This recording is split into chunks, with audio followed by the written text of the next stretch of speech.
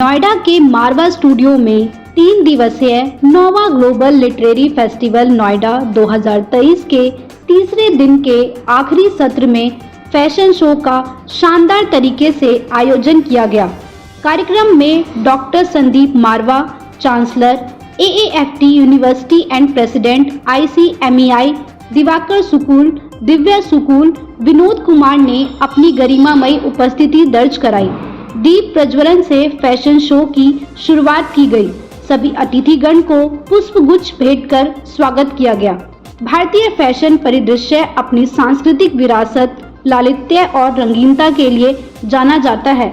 यह सूक्ष्मता और सुंदरता को सामने लाता है जो असंख्य दशकों से कायम है। भारत में फैशन उद्योग गतिशील परंपराओं का एक सम्मेलन है। भारत की प्राचीन संस्कृति से प्रभावित परिधानों को खूबसूरत तरीके से पेश किया गया, जिसमें sustainability, warrior, Dwarka, Shri Krishna, fusion आदि से प्रेरणा लेकर फैशन शो दिखाया गया। बता दें कि मॉडल्स ने रैंप पर अपनी खूबसूरती से 4 चांद लगा दिया, जिससे ये समा और ज्यादा खूबसूरत हो गया, जिससे सभी गेस्ट और स्टूडेंट्स बहुत प्रभावित हुए और गेस्ट ने स्टूडेंट्स के कामों को खूब सराहा। Doctor Sandeep Marwah, chancellor AAFT university and president ICMEI ने सभी लोगों का शुक्रिया अदा किया और कहा, भारत समृद्ध संस्कृति परंपरा का देश है। जिस प्रकार से स्टूडेंट्स ने फैशन शो में भारत की खूबसूरती को दिखाया है, इनकी क्रिएटिविटी और कठिन मेहनत को देखकर मुझे खुशी हुई। बता दें कि कार्यक्रम में न्यूज बुलेटिन का पोस्टर अतिथिगण द्वारा लॉन्च किया गया। वहां मौजूदा अतिथिगण ने डॉक्टर संदीप मारवा द्वारा किए गए कामों की जमकर तारीफ की। कार्यक्रम में उपस्थित अतिथिगण को मोमेंटो देकर सम्मानित किया गया। कार्यक्रम के अंत में उपस्थित अतिथिगण और स्टूडेंट्स का धन्यवाद ज्ञापन किया गया। जी, आज के फैशन शो के बारे में क्या कुछ कहना चाहेंगे? इतना अच्छा भव्य तरीके से स्वागत किया गया था, लोगों का बहुत ही अच्छे तरीके से प्रेजेंट किया गया था। एक भव्य शो को तैयार करने के लिए तकरीबन 3 महीने की मेहनत उसमें जड़ी होती है। डिजाइनिंग से लेकर और कच्चे कपड़े तैयार करने से लेकर और फिर उसके बाद रेल में कपड़े तैयार करके ड्रेसेस सारी रेडी करके और फिर मॉडलिंग पॉइंट ऑफ व्यू से उसकी पूरी ट्रेनिंग और उसका एक पूरा कच्चा तैयार करके मॉडल्स के लिए रैंप शो के लिए तैयारी करने के लिए और उन कपड़ों को पहनकर फिर उसके बाद प्रैक्टिस करने के लिए एक बहुत जबरदस्त तरीके का एक माहौल पैदा करने के लिए 3 महीने की जरूरत होती है, ऐसा मेरा मानना है। और जो हम लोग कराते चले आ रहे हैं, बच्चों की मेहनत रंग लाती है जब उनके किए हुए कार्यों के ऊपर जोरदार तालियां बजती हैं।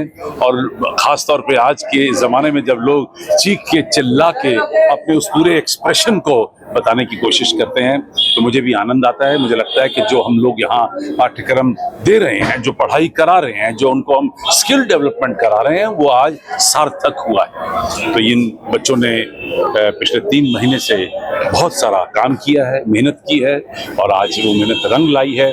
और मैंने हमेशा सोचा है कि जब हम आर्ट और कल्चर की बात करते हैं तो कल्चर जो है वो बिना कॉस्ट्यूम्स के, बिना ड्रेसेस के, बिना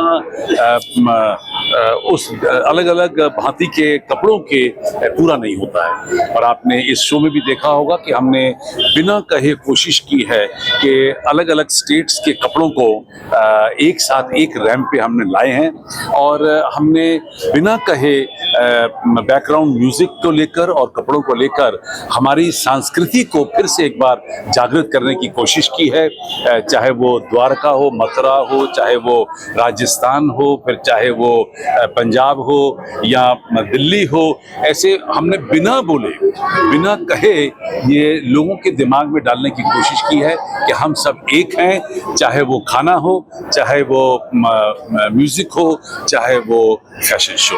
फैशन शो के बारे में क्या कुछ कहना चाहिए? कैसा आपका ये फैशन शो एक बहुत यूनिक फैशन शो मैंने देखा है, जिसमें एंशिएंट विजडम, हमारी जो हिस्ट्री है उसके साथ मॉडर्न टाइम को मिलाकर जो आप लोगों ने क्रिएट किया है, it's beautiful. I'm very impressed.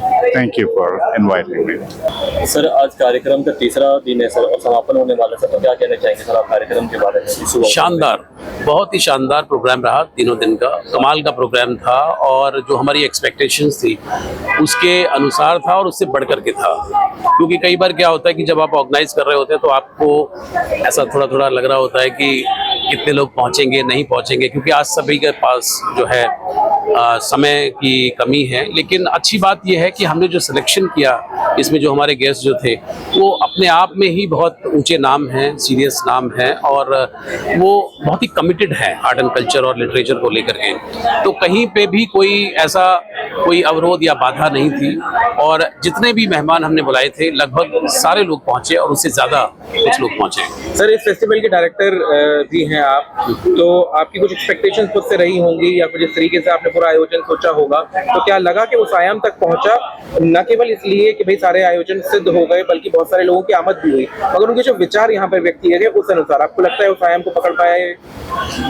देखिए, हमारा जो सबसे बड़ा उद्देश्य होता है वो ये होता है कि आर्ट एंड कल्चर को लेकर के, साहित्य को लेकर के एक सिनर्जी जनरेट की जाए। उसमें हम पूरी तरीके से सफल हैं और मैंने देखा कि जो नए छात्र थे, नई पीढ़ी थी, बहुत सारे ऐसे लोग थे, उनकी आंखों में एक चमक थी और एक अलग तरीके का एक भाव था। उनके लिए एक नई दुनिया थी, साहित्य की दुनिया। उनको ये समझ नहीं आ रहा था कि जहाँ आईटी और जहाँ पे प्रोफेशनलिज्म और जहाँ कट थ्रोट कॉम्पिटिशन है उसमें साहित्य क्या करेगा। लेकिन जब साहित्य के माध्यम से बहुत सारे लोगों ने ये सोचा, सुना, पढ़ा कि जाना कि साहित्य से ही व्यक्तित्व का निर्माण होता है, तो वहाँ पे हमें अपनी विजय होती नजर आई। और जो हमारी एक्सपेक्टेशंस थी इस फेस्टिवल से, तो मुझे लगता है कि वो निश्चित रूप से पूरी हुई है। मुझे लगा कि वहाँ पे वो पूरी हो गई।